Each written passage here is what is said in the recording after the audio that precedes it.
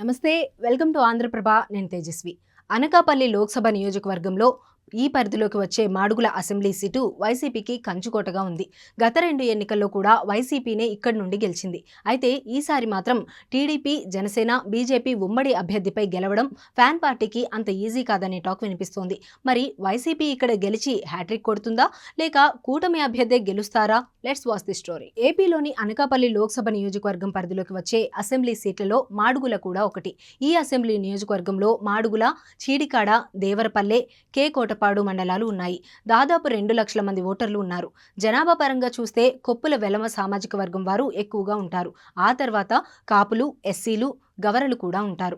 రాజకీయంగా కొప్పుల వెలమల ఆధిపత్యం ఇక్కడ ఉంటుంది. కాపులకు వీరితోనే పోటీ ఉంటుంది. టీడీపీ ఆవిర్భావానికి ముందు మాడుగులలో 6 ఎన్నికలు జరిగితే ఇందులో 1952లో కృషికార్ లోక్ పార్టీ, 1955లో ప్రజా సోషలిస్ట్ పార్టీ, 1962లో తెన్నేటి విశ్వనాథం ఇండిపెండెంట్గా గెలిచారు. 1967, 1972 ఎన్నికల్లో కాంగ్రెస్ గెలవగా 1978లో ఇండిపెండెంట్ గెలిచారు. టీడీపీ ఆవిర్భావం తర్వాత 9 సార్లు ఎన్నికలు జరిగితే 6 సార్లు టీడీపీ గెలిచింది. 2004లో మాత్రం కాంగ్రెస్ గెలిచింది. రాష్ట్ర విభజన తర్వాత 2 సార్లు వైసీపీ గెలిచింది. వైసీపీ ఆవిర్భావం తర్వాత జరిగిన 2 ఎన్నికల్లోనూ బూడి ముత్యాల నాయుడు ఇక్కడి నుండి గెలిచారు. గత ఎన్నికల్లో గెలిచాక ఆయన జగన్ రెండోసారి కేబినెట్లో డిప్యూటీ సీఎం అయ్యారు. అయితే ఈ 2 సార్లు కూడా ఆయన మెజారిటీ కేవలం 3 నుంచి 4 వేలే. దీన్ని బట్టి టీడీపీ నుంచి ఆయన ఎంత గట్టి పోటీ ఎదుర్కొంటున్నారో తెలుస్తోంది.